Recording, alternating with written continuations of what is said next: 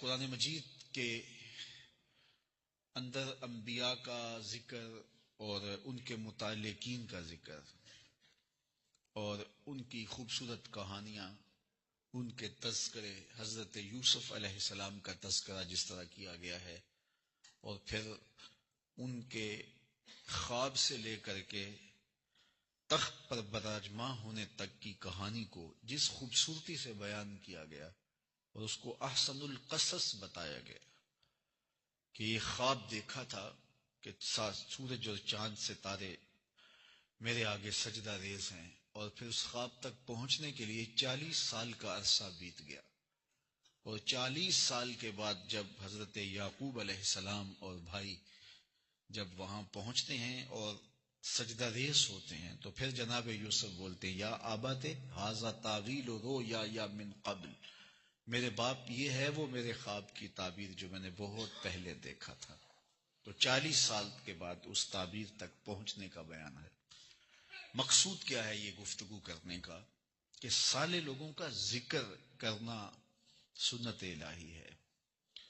اسی طرح حضور علیہ السلام کے اصحاب کا تذکرہ، آقا کریم کی اطرت کا، آل کا ذکر، حضور کی امت کے ولیوں کا ذکر اور مشاہیر علماء کا ذکر، یہ معمول ہے اور ہمارے ہاں مروج ہے، اور یہ کوئی اچنبے کی بات نہیں ہے۔ یہ قرآن مجید سے ہمیں اسلوب ملا ہے، بلکہ میرے حضور نے ارشاد فرمایا، جب صالح لوگوں کا ذکر کرو تو میرے عمر کا ذکر بھی کیا کرو۔ تو اچھے لوگوں کا ذکر یقیناً ہمارے لیے غذائے روح ہے، بلکہ صالحین اولیاء کا ذکر اللہ کے لشکروں میں سے ایک لشکر قرار دیا گیا ہے۔ پچھلے خطبہ جمعۃ المبارک کے موقع پر میں نے حضرت شیخ احمد مجدد الفسانی علیہ رحمہ کی تعلیمات کے حوالے سے کچھ باتیں آپ کے سامنے رکھی تھی، اور آج میں جس ہستی کا ذکر کرنے جا رہا ہوں وہ بر صغیر پاک و ہند کے اندر ایسی نرالی شان کے مالک ہیں کہ اللہ نے ان کے ذریعے سے وہ کام لیا کہ جو انہی کا مقصود تھا، اور پھر اللہ تعالیٰ نے ان کو جن گوناگو صلاحیتوں سے نوازا تھا اور جو کرم نوازیاں ان پہ بچپنے کی عمر میں ہی ہو گئیں، اور اللہ تعالیٰ نے ان کو جس کام کے لیے منتخب کیا پھر وہ کام انہوں نے کر کے دکھایا، اس ہستی کا نام امام احمد رضا خان فاضل بریلوی رحمۃ اللہ تعالی علیہ۔ آپ 13 سال اور کچھ ماہ کی عمر میں مروجہ علوم کی تکمیل کر لیتے ہیں۔ جب بچے گلیوں میں کھیل رہے ہوتے ہیں، اعلیٰ حضرت مسند تدریس پہ بیٹھے، جب بچے گلیوں میں کھیل رہے ہوتے ہیں وہ مسند ارشاد پہ بیٹھے تھے، جب بچے گلیوں میں کھیل رہے ہوتے ہیں اعلیٰ حضرت دارالافتاء میں بیٹھ کے فتوے لکھا کرتے تھے۔ آپ کے والد ہیں مولانا نقی علی خان رحمۃ اللہ تعالی علیہ، تو ان کے پاس کوئی فتویٰ لینے آیا تو کہا دارالافتاء میں چلے جاؤ، وہاں مفتی صاحب بیٹھے ہیں آپ کو فتویٰ دے دیں گے۔ تو وہ گئے تو 14 سال کی عمر تھی اعلیٰ حضرت کی، تو وہ واپس آ گئے اور کہا کہ حضرت وہاں تو کوئی مفتی صاحب نہیں ہے۔ کہا اندر ہی تھے؟ کہا وہاں تو ایک بچہ بیٹھا ہوا ہے۔ کہا وہی تو ہمارے مفتی ہیں۔ تو 14 سال کی عمر میں لوگوں کو فتاویٰ دے رہے ہیں، اور اللہ نے ان سے جو کام لیا اور جن شعبوں میں لیا، اللہ اکبر، دین کا کوئی شعبہ نہیں تھا جس میں اعلیٰ حضرت نے اپنی صلاحیتوں سے خدمت پیش نہیں کی ہے۔ کوئی فن اور کوئی علم ایسا نہیں تھا جس میں آپ کی یادگار تصنیف موجود نہیں۔ 1000 سے زیادہ آپ کی تصنیفات ہیں جو علماء کے لیے ایک بہت بڑی سوغات ہیں۔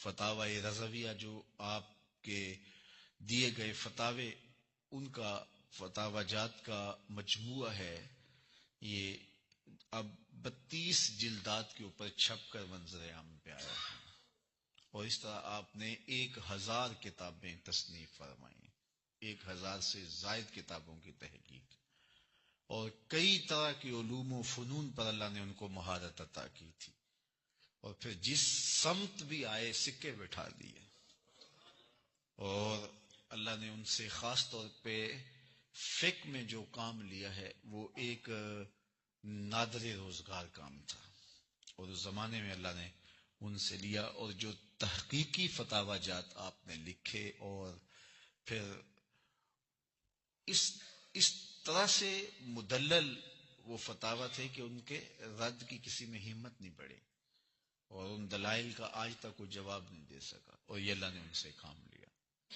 اعلی حضرت نے جہاں دیگر بہت سارے امور پہ، جہتوں میں اور شعبہ دین میں کام کیا ہے، وہاں آپ کا ایک بہت بڑا کام رد بدعات پر ہے، کہ جو بدعتیں لوگوں کے نفس گھڑتے ہیں ان کے رد پر اعلی حضرت نے باقاعدہ کام کیا ہے۔ یہ آپ کی غیرت دینی تھی، اور آپ گوارا نہیں کر سکتے تھے کہ رسول کریم کے دین میں کوئی اپنی خواہشات کو شامل کر دے، اور یہ خاص ایک شعبہ ہے، اور اس پر آپ کا کام بہت نمایاں ہے۔ عمومی طور پہ ہم جب کسی بزرگ کا تذکرہ کرتے ہیں تو اس بزرگ کی خصوصیات بیان کر دیتے ہیں، یا اس کی کرامات کے باب کو کھولتے ہیں اور لوگوں کے سامنے رکھتے ہیں کہ یہ بزرگ صاحب کرامت تھے، ان کو یہ کرامتیں دی گئی تھی، اور لوگوں کو بیان کر دیتے ہیں۔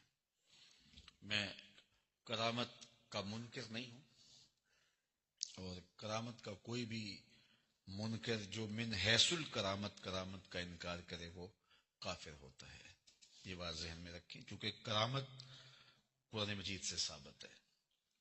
تو آصف بن برخیہ کا تخت بلقیس لانا، حضرت مریم کے حجرے میں بے موسم پھلوں کا موجود ہونا، چونکہ یہ نبی نہیں ہیں، ولی ہیں، اور ان کی یہ کرامات کہلائیں گے، تو اس کا انکار کفر ہوگا۔ تو ہاں، بزرگوں کی کرامات کفر تو نہیں ہے، لیکن محرومی ضرور ہے ان کا اگر انکار کیا جائے۔ لیکن جس بات کی طرف میں آپ کی توجہ دلانا چاہتا ہوں وہ یہ کہ بزرگوں کی تعلیمات کو اختیار کرنے سے، ان کے راستے پہ چلنے سے ہم ان کی زیادہ برکات حاصل کر سکتے ہیں۔ کرامات کا بیان سنیں اور ان کی تعلیمات سے ناآشنا رہیں تو ہم فائدہ نہیں پا سکتے۔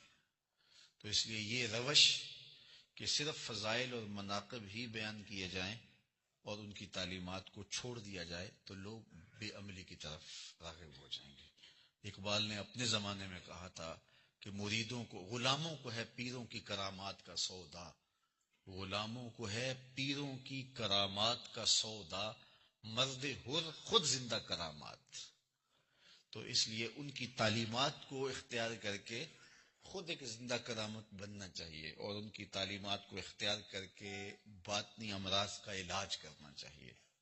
باقی اس باب کے اندر اگر اعلیٰ حضرت کو دیکھیں تو ان کی بہت ساری کرامات موجود ہیں۔ اچھا، اعلیٰ حضرت کے حوالے سے عمومی طور پہ جو چیز بہت زیادہ شہرت پا گئی وہ یہ تھی کہ وہ طبعاً بہت زیادہ سخت تھے۔ تو طبع میں سختی ہو بھی سکتی ہے، لیکن اعلیٰ حضرت نے جو فتاوی جات دیے ہیں وہ طبی شدت کی وجہ سے نہیں دیے، بلکہ شریعت کا تقاضا تھا کہ یہ فتویٰ بنتا تھا تو وہ دیا۔ تو یہ بات کر کے اور یہ جو انداز اختیار کر کے کہ وہ شدت پسند تھے اور ان کے مزاج میں شدت اور سختی تھی، تو ان کے کام کو داغدار کرنے والی بات ہے کہ اس کا مطلب ہے کہ وہ طبعاً اتنے سخت تھے کہ جو بھی سامنے آتا تو اس کے اوپر سخت بھی جو ہے وہ حکم شرعی لگا دیتے۔ کیسے لگا سکتے جب حکم شرعی لگتا نہیں تھا؟ تو یہ وہ شخص کہتا ہے جس نے اعلیٰ حضرت کے فتاوی جات کو پڑھا نہیں ہے، فتاوی جات سنے ہیں، ان کے پیچھے جو دلائل تھے ان کو نہیں دیکھا، تو اس نے یہ کہہ دیا کہ وہ فتوے کا لہجہ بہت سخت رکھتے تھے۔ ایسا نہیں ہے، بلکہ آپ نے جو بھی بات کی ہے دلیل سے کی ہے، اور دلائل کے انبار لگا دیے قرآن مجید کی آیات سے اور احادیث طیبہ سے۔ تو یہ ان کے مزاج کا شاخسانہ نہیں ہے، بلکہ قرآن اور احادیث کی تعلیمات کا نتیجہ تھا کہ جس نے جو کیا ہے اس پر جو حکم شرعی لگتا تھا وہ انہوں نے نافذ کر دیا۔ اور سختی جو ہوتی ہے وہ جو اہل اللہ ہوتے ہیں ان کی وہ سختی جو ہوتی ہے وہ دین کے لیے ہوتی ہے، آپ دیکھیے اللہ کے محبوب علیہ السلام نے ساری زندگی سختی تو نہیں کی ہے، حضور کا لہجہ اتنا نرم تھا، انداز اتنا نرم تھا کہ دیکھنے والا تھا۔ خود اللہ تعالیٰ فرماتا ہے لو کنت فظا غلیظ القلب لانفضوا من حولک، اور لوگوں نے پتھر بھی مارے، اجریاں بھی ڈالی، کیا کچھ نہیں ہوا، لیکن حضور علیہ الصلوۃ والسلام کے ماتھے پہ شکن بھی نہیں آیا، کوئی بات نہیں ہے۔ لیکن جب ذات باری تعالیٰ کی بات آئی ہے، غیرت توحید کی بات آئی ہے، تو پھر حضور کے تیور دیکھنے والے تھے۔ ایک جنگ میں نماز ظہر قضا ہو جاتی ہے، اللہ اکبر، تو اللہ کی نماز قضا ہوگی ان لوگوں کی وجہ سے، تو پھر حضور کے ہاتھ اٹھتے ہیں۔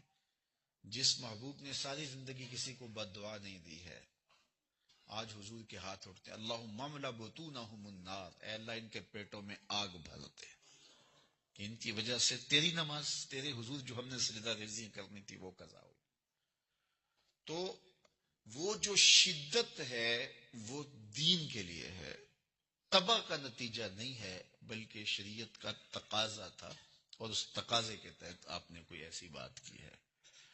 اعلی حضرت عظیم البرکت امام اہل محبت امام الشاہ احمد رضا خان فاضلی بریلوی نے بدعات کے رد میں باقاعدہ کام کیا ہے، اور آپ کے پاس زیادہ تر استفتاء آتے تھے، اور اس طرح کے سوال جب آپ سے پوچھے جاتے تو آپ پوری شدت کے ساتھ شریعت کا جو حکم تھا اس کے اوپر نافذ کرتے، اور وہ حکم بتاتے اور کہتے کہ یہ اس کا حکم ہے۔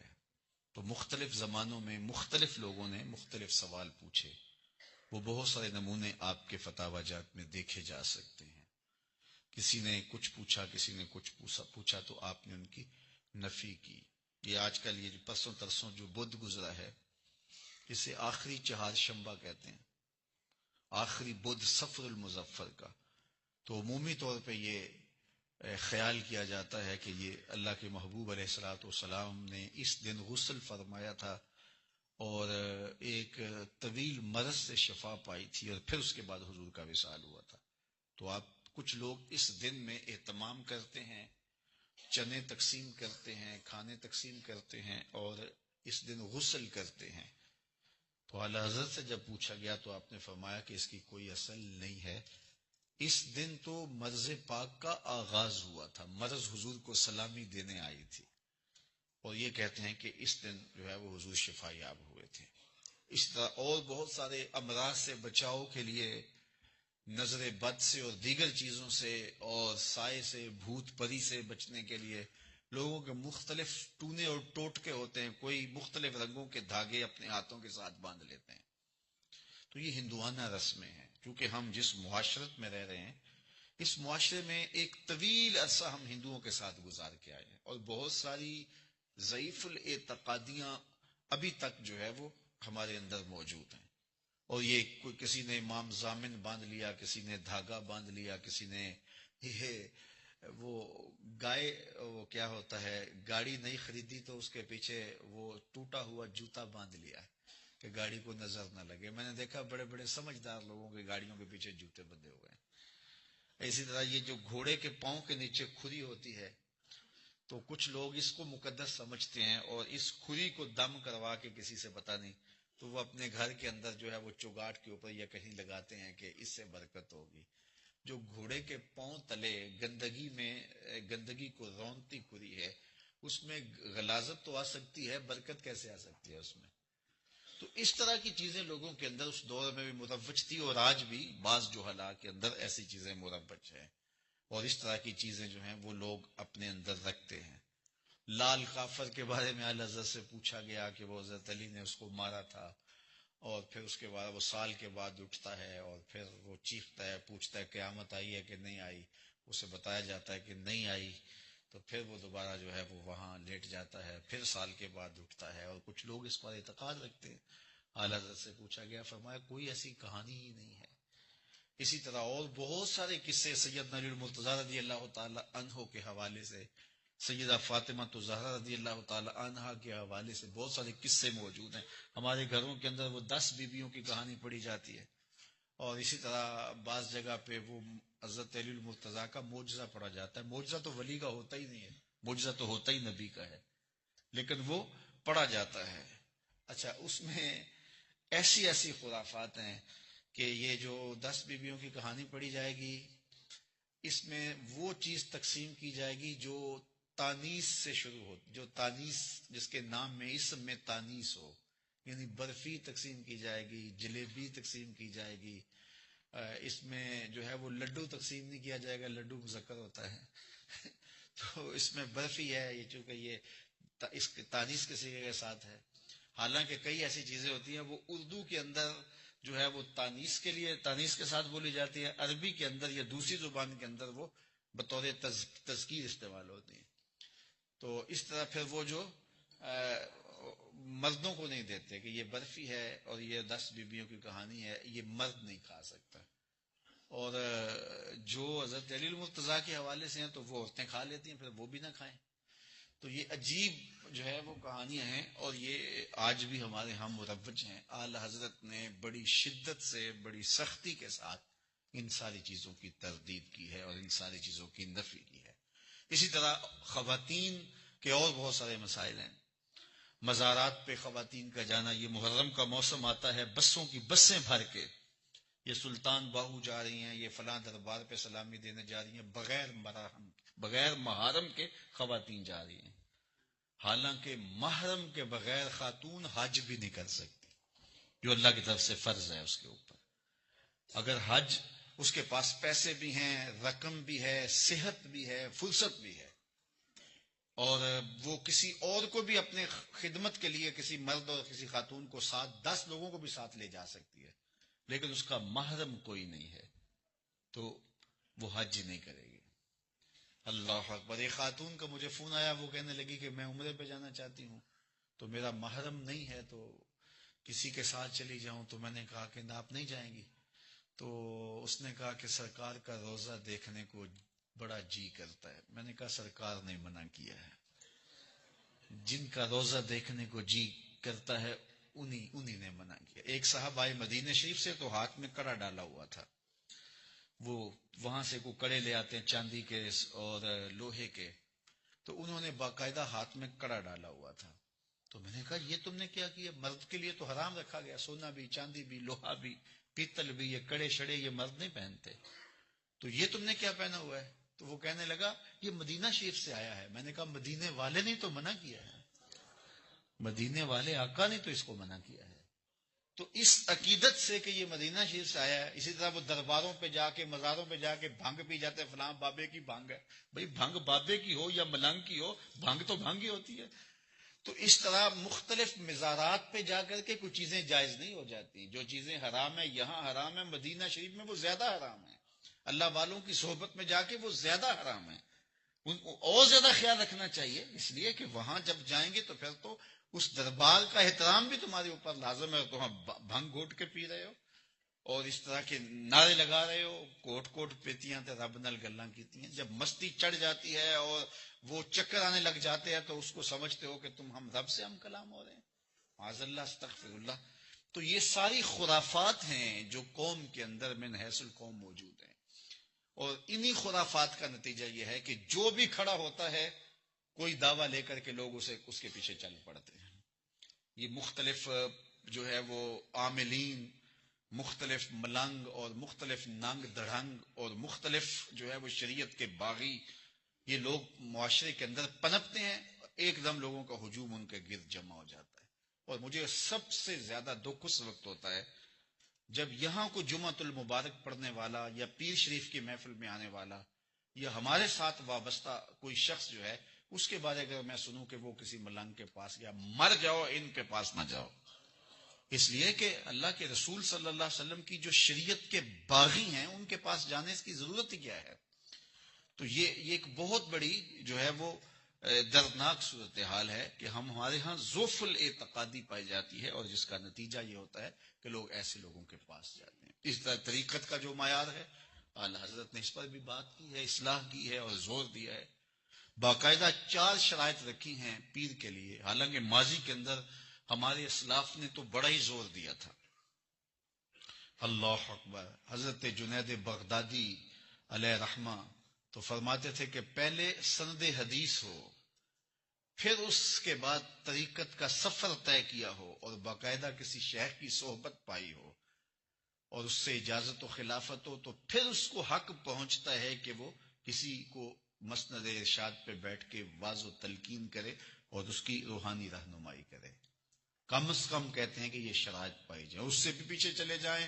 اور اس کے بعد بھی کئی صوفیاء نے کہا ہے کہ اتنی دیر تک حق ہی نہیں ہے کسی کو طریقت میں داخل کرنے کا، کسی کو، جب تک وہ لوح محفوظ پہ نظر نہ رکھتا ہو کہ یہ شکی ہے یا سعید ہے۔ اگر وہ شکی ہے تو اس کی شقاوت کو پہلے سعادت میں بدلے، پھر طریقت میں داخل کرے۔ تو یہاں تک ماضی میں شرائط، حضور غوث اعظم نے 12 شرائط لگائی ہیں مسند مشیخیت کے اوپر بیٹھنے کی۔ اس طرح مختلف ادوار کے اندر مختلف بزرگوں نے مختلف شرطیں لگائی ہیں اپنے اپنے ادوار کے مطابق، لیکن یہ دور جس دور میں ہم ہیں، وہ اعلی حضرت نے صرف 4 شرطیں لگائی ہیں۔ پہلی شرط کہ وہ اس کا سلسلہ متصل ہو جناب رسالت مآب صلی اللہ علیہ وسلم تک، کہ وہ بغیر اجازت کے مسند پہ نہ بیٹھا ہو، بلکہ اس کا دست بدست سلسلہ حضور علیہ السلام تک پہنچتا ہو۔ ایک تو شرط یہ ہے۔ دوسری شرط آپ نے یہ لگائی کہ فاسق مولن نہ ہو، اعلانیہ فسق نہ کرنے والا ہو، متقی ہو، تقوی شرط ہے اس کے لیے، چونکہ کہ یہ راستہ خیر کا راستہ ہے نا۔ تو اگر خود فاسق مولن ہوگا، اعلانیہ فسق کرے گا، شریعت رسالت مآب صلی اللہ علیہ وسلم سے باغی ہوگا، تو پھر وہ اس قابل نہیں ہے کہ وہ مسند مشیخیت کے اوپر بیٹھے۔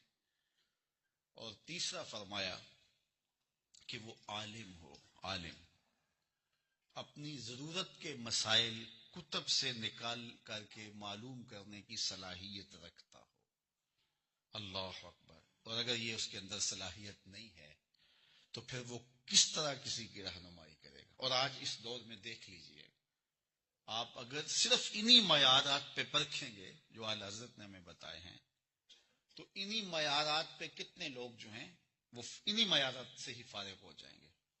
اور ایک آپ نے معیار چوتھا یہ بیان فرمایا، بلکہ وہ بنیادی ہے، کہ صحت عقیدہ رکھتا ہو، اس کے عقیدے میں صحت ہو، وہی عقائد جو ہمارے اسلاف کے، ہمارے بزرگوں کے عقائد تھے۔ بہت سارے لوگ تو یہاں فارغ ہو جاتے ہیں، اس لیے کہ ان کے عقائد روافض کے عقائد ہوتے ہیں۔ پھر اس کے بعد فاسق مولن، اعلانیہ فسق کرنے والے، شریعت کے باغی، مرد و زن سے بغیر حجاب کے خواتین سے ملاقات کرنے والے اور اختلاط کرنے والے۔ اس کے بعد پھر علم سے تو واسطہ ہی نہیں، بلکہ وہ تو سیدھا سیدھا کہتے ہیں ساڑھی تے مولویاں دی کدی لگی نہیں، تو کیوں لگے گی آپ کی؟ وہ شریعت کا راستہ بتاتے ہیں اور تم شریعت سے بغاوت سکھاتے ہو۔ اور جو سچا صوفی ہوتا ہے وہ سچا عالم بھی ہوتا ہے، وہ شریعت کا پہرے دار بھی ہوتا ہے، وہ شریعت کا نوکر بھی ہوتا ہے۔ اور پھر اس کے بعد جو ہے وہ اس کا سلسلہ حضور تک متصل ہو، یہ چوتھی شرط ہے۔ اور ظاہر ہے کہ ایسے لوگ، ان کو کون اس مسند پہ بٹھا کے گیا ہے؟ وہ از خود براجما ہو گئے۔ اور وہ پہلے تو ہوتا سجادہ نشین، سجادہ عربی میں نے پچھلے جمعۃ المبارک کو بھی کہا تھا، مصلے کو کہتے ہیں، کہ اپنے باپ کے مصلے پہ بیٹھ جائے، وہ معمولات اختیار کرے۔ تو اب سجادہ نشین تو نہیں ہے، اب تو گدی نشین ہے، اور وہ اس گدی پہ بیٹھ گئے ہیں، اور کمائی کا ایک ذریعہ ہے، بڑا سا غلہ رکھ لیا ہے، جتنا بڑا دربار بنا لو گے اتنا کاروبار بڑا چمک جائے گا۔ اسی لیے جو ہے وہ یہ دوڑ لگ گئی ہے۔ یہ باتیں تلخ ہوں گی لیکن حقیقت پر مشتمل ہے۔ آپ دائیں بائیں نظر اٹھا کر کے دیکھو، جنہیں شریعت کے بنیادی مسائل بھی نہیں آتے، بنیادی مسائل بھی نہیں آتے، وہ مسند مشیخیت کے اوپر بیٹھے ہیں۔ جنہیں طہارت کے مسائل بھی نہیں آتے، ظاہری طہارت کے، وہ لوگوں کا دل پاک کرنے کی ذمہ داری لیے بیٹھے ہیں۔ جنہیں بدن کی طہارت کے اسلوب سے بھی آگہی نہیں ہے، تو وہ دل صاف کیسے کریں گے جن کو بدن صاف بھی کرنا نہیں آتا؟ جن کا سلسلہ حضور تک اپنا متصل نہیں ہے، تو وہ ہاتھ میں ہاتھ لے کر کے کسی کا، اس کو حضور کی دہلیز تک کیسے پہنچائیں گے؟ جو خود فاسق مولن ہیں، اعلانیہ فسق کرنے والے ہیں، تو وہ کس طرح کسی کو شریعت اسلامیہ کا خوگر اور عادی بنائیں گے؟ تو تو اعلی حضرت نے تصوف کا جو حقیقی چہرہ تھا وہ لوگوں کے سامنے رکھا. جو بدعات، منکرات اور خرافات تھے ان سے لوگوں کو بچانے کی کوشش کی اور لوگوں کو صحیح راستہ دکھایا.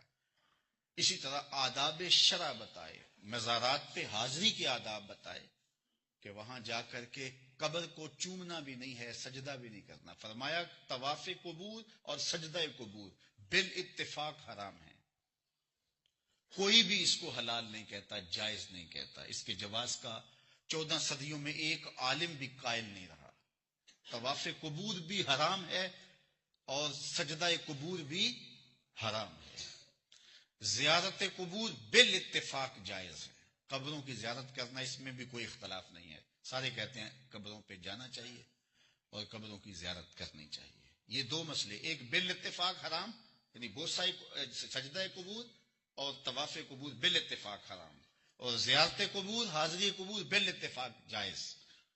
درمیان میں آ گیا بوسائے قبور، قبر کو چومنا. تو کہا قبر کو چومنا مختلف فی ہے، اس میں اختلاف ہے. بعض علماء کا خیال ہے چومنے میں کوئی حرج نہیں، اور ان کی دلیل حضرت بلال حبشی کا عمل ہے. جب وہ حضور کے وصال کے بعد شہر مدینہ چھوڑ گئے تھے، کہتے تھے ان گلیوں میں اب حضور نظر نہیں آتے. تو حضور کے وصال کے بعد تو ایک قیامت بپا ہو گئی تھی نا صحابہ پر. حضرت سیدہ فاطمہ بولی سبت علیہ مصائب لو انہا سبت علی الایام سرنا لیالیا، میرے اوپر وہ مصیبتوں کے پہاڑ ٹوٹ پڑے ہیں، اگر دنوں پہ پڑتے تو دن کالی راتیں بن جاتے. اللہ اکبر. حضرت حسان بن ثابت کہتے ہیں کاش مجھے کالا سانپ لڑ جاتا اور اتنا گہرا ڈنگ لگاتا کہ میں دوسری سانس نہ لیتا. اللہ اکبر. حضرت عمر تلوار لیے کھڑے تھے، کسی نے کہا حضور کا وصال ہوا گردن کاٹوں گا. ایک سکتے کی کیفیت ان کے اوپر طاری تھی. عجیب عالم تھا وہ داراز گوش جس کے اوپر حضور سواری کیا کرتے تھے. وہ قبیلہ بنو سلیم کے کنویں میں چھلانگ لگا کے جان کی بازی ہار دیتا ہے. حضور چلے گئے ہیں، ہم نے جی کے کیا لینا ہے. وہ اونٹنی غدبہ جو حضور کی سواری تھی، وہ سیدہ فاطمہ کے دروازے پہ سر رکھ کے باقاعدہ روتی تھی اور رو رو کے اندھی ہو گئی تھی. لوگوں نے اس کی آنکھوں پہ پھر پٹی باندھ دی تھی. اللہ اکبر. تو نابینا ہو گئی تھی رو رو کے. لوگ چارہ دیتے تھے، چارہ نہیں کھاتی تھی. حضور کی جدائی کا غم اور صدمہ اسے نڈھال کیے ہوئے تھے. حضرت عبداللہ بن زید اپنے باغ میں پانی دے رہے ہیں، کسی نے جا کہا حضور کا وصال ہو گیا. انہوں نے ہاتھ اٹھایا اللہم اذہب بصری حتی لا ارا بعد حبیبی محمد احدا. اے اللہ میری آنکھوں کی بینائی اچک لے.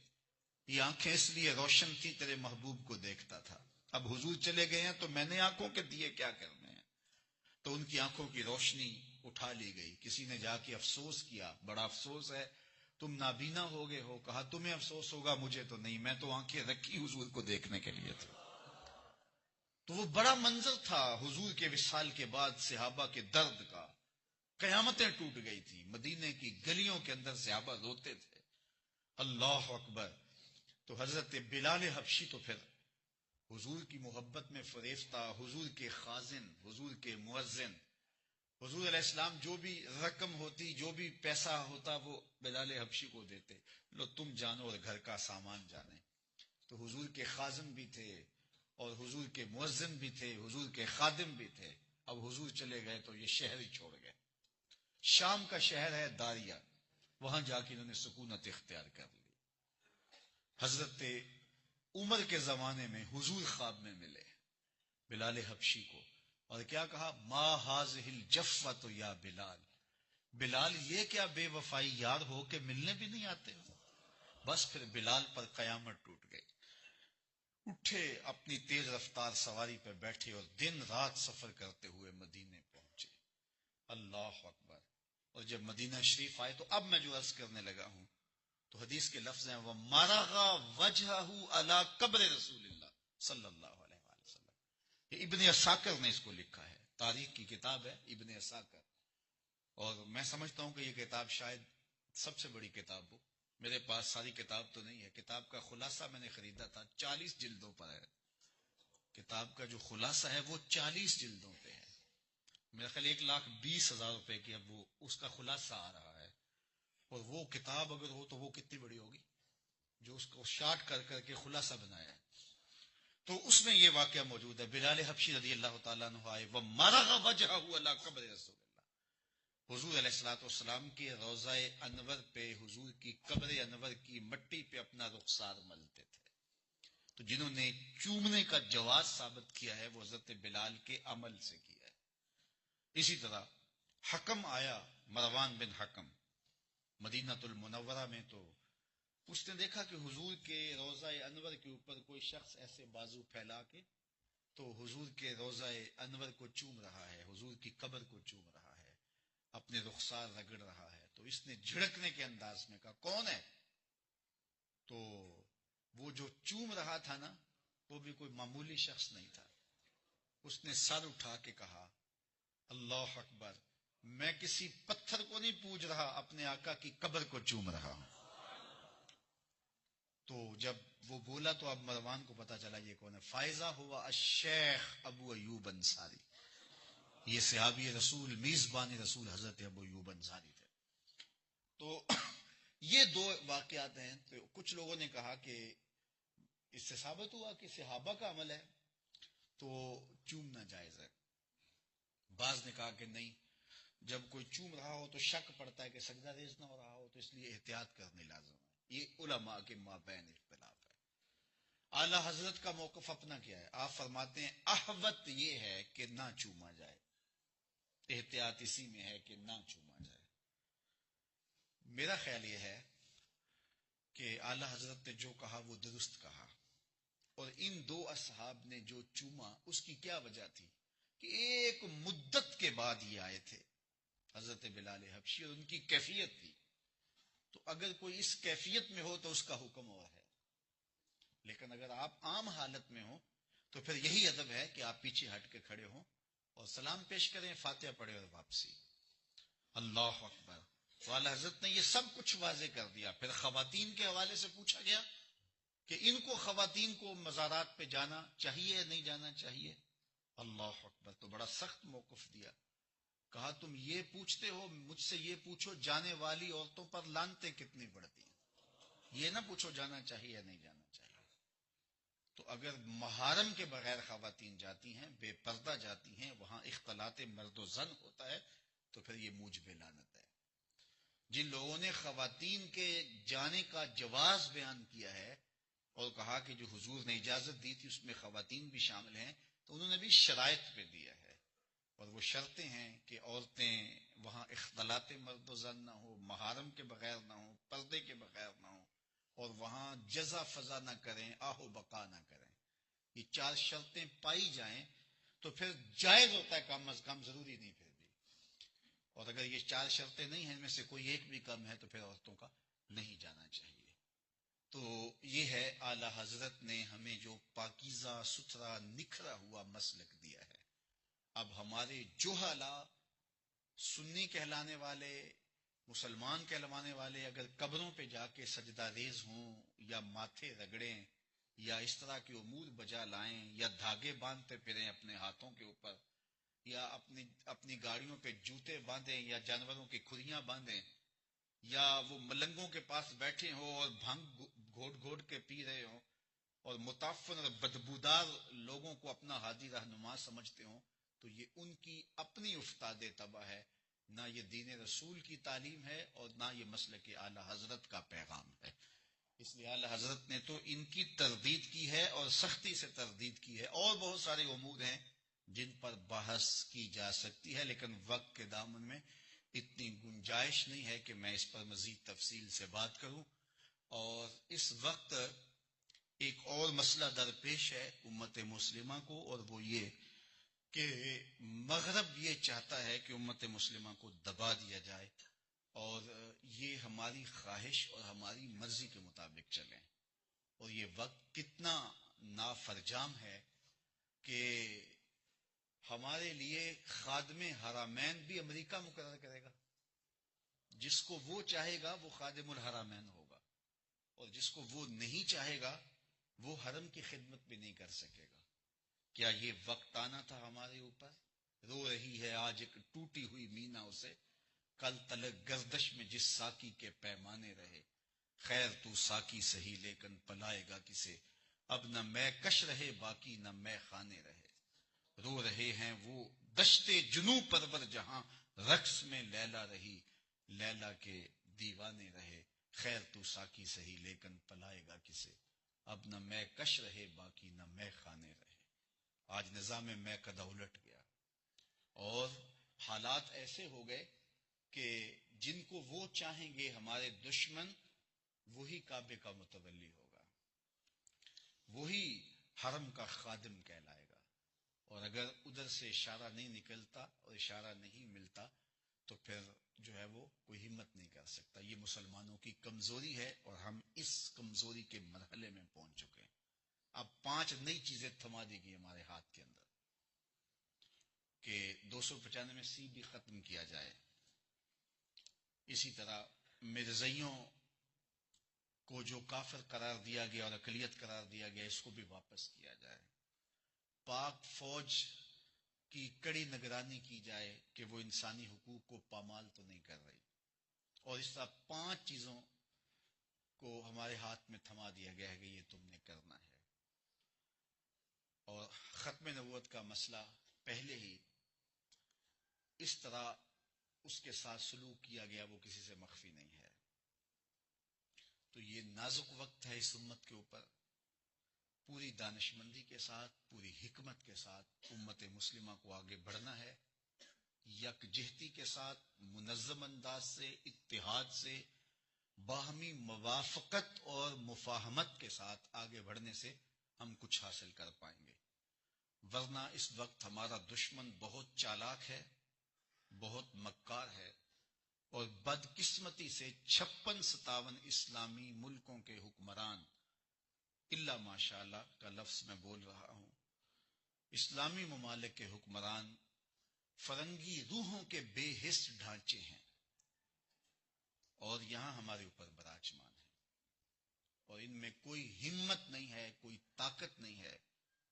ان کے اندر کوئی توانائی نہیں ہے، یہ اسلام کی قدریں بیچ کر کے ان سے اقتدار کی ضمانت لیتے ہیں، اور یہ ان کا عقیدہ بن چکا ہے، اقتدار اللہ نہیں دیتا امریکہ دیتا ہے، ان کا عمل ان کا رویہ بتاتا ہے کہ ان کا عقیدہ یہ بن چکا ہے کہ اقتدار کے سوتے وہاں سے پھوٹتے ہیں، لیکن تمہاری ذلتیں کہاں سے آئیں؟ تمہیں وہ بچا نہ سکا اور نہ بچا سکتا ہے، تو بدقسمتی سے ایسے لوگ ہمارے اوپر مسلط ہو جاتے ہیں، لیکن اگر قوم باشعور ہو جائے تو پھر ایسے بد نصیب لوگ ہمارے اوپر مسلط نہیں ہوں گے۔ ہم قیمے والے نان کے عوض ووٹ نہ دیں، ہم گلی اور نالی اور سوئی گیس کے عوض میں ووٹ نہ دیں، ہم تھانے کچہری کے معاملات کے لیے ووٹ نہ دیں، ہم دیکھیں ہمارے حقوق کی پاسبانی کون کرے گا اور دین کا پہرے دار اور نوکر کون ہوگا۔ اگر یہ ہماری ترجیحات ہوں گی تو پھر نتائج مختلف ہوں گے، لیکن ہم بدلنا ہی نہیں چاہتے ہیں، اور جب ہم نہیں بدلیں گے تو یہ سزا کے طور پہ ہمارے اوپر ایسے لوگ مسلط ہوتے رہیں گے۔ ماضی میں ایک حکومت ٹوٹی تو پھر اس کی جگہ ایک دوسری حکومت آ گئی، تو مجھے کسی نے پوچھا کہ آپ کیا کہتے ہیں، تو میں نے کہا ہم نے پھولوں کی آرزو کی تھی، آنکھوں میں موتیا اتر آیا۔ تو ہم پھولوں کی آرزو کر سکتے ہیں، لیکن جب ہماری جد و جہد اس کی مطابقت میں نہیں ہوگی تو پھر آنکھوں میں موتیا اترے گا۔ پھولوں کی آرزو سے پھول نہیں ملتے، موتیا اترتا ہے۔ تو یہ حالات انتہائی دردناک ہیں اور انتہائی ناگفتہ بے ہیں۔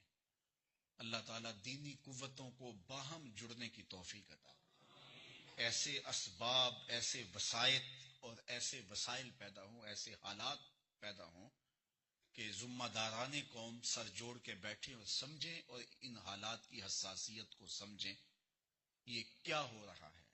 بہائی اور مرزائی نو آبادیاتی وزارت کے نظام کی پیداوار ہیں، اور بہاءاللہ اور مرزا قادیانی کے مر جانے کے بعد بھی 100 سال ہو گیا ہے ان لوگوں کو سپورٹ کیا جا رہا ہے۔ اس وقت بہائیت کا بھی پاکستان کے اندر اثر و نفوذ ہو رہا ہے۔ مرزائیت پہلے سے موجود تھی، لیکن بہائیت کا اثر و نفوذ بھی اس ملک کے اندر ہونے جا رہا ہے، اور پاکستان کے اندر ایک محتاط اندازے کے مطابق، یہ میں آپ کو رپورٹ دے رہا ہوں، ایک محتاط اندازے کے مطابق بیرون ملک جانے کے لالچ میں اور وہاں کی نیشنلٹی لینے کے لالچ کے اندر پاکستان میں 10,000 لوگ سالانہ مرزائی لکھ رہے ہیں اپنے آپ کو مرزائی لکھ رہے ہیں، اپنا دین بیچ رہے ہیں، دھرم بیچ رہے ہیں، ایمان بیچ رہے ہیں، شہریت حاصل کرنے کے لیے ممالک کی اور باہر جانے کے چکر کے اندر۔ متاع دین اتنی سستی ہو گئی ہے، دین اتنا سستا ہو گیا ہے کہ ایک ملک کی شہریت کے لیے ایک بندہ اپنا دین بیچ دیتا ہے، اور حکمران تو اپنا سب کچھ بیچ رہے ہیں، آبروئیں بیچ رہے ہیں، عزتیں بیچ رہے ہیں۔ کیا انہوں نے بیٹیوں کے سودے نہیں کیے؟ ڈالروں کے عوض کے اندر قوم کی بیٹیاں نہیں دی انہوں نے؟ ماضی میں کیا ہوا اور اب کیا ہو رہا ہے؟ گلا وفائے جفا نما جو حرم کو اہل حرم سے ہے، کسی بت کدے میں بیاں کروں تو صنم بھی کہہ دیں ہری ہری۔